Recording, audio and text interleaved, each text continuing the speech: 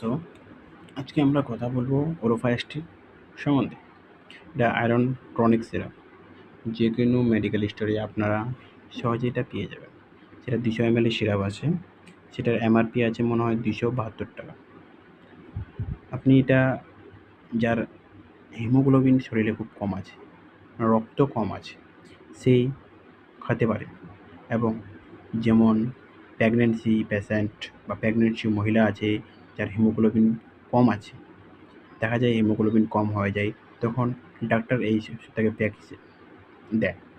আপনি যে কোনো কারণে আপনার যদি ব্লাড শরীরে কম হয়ে যায় বা হিমোগ্লোবিন কম হয়ে যায়, তাহলে আপনি এটা ওষুধ নিতে পারেন।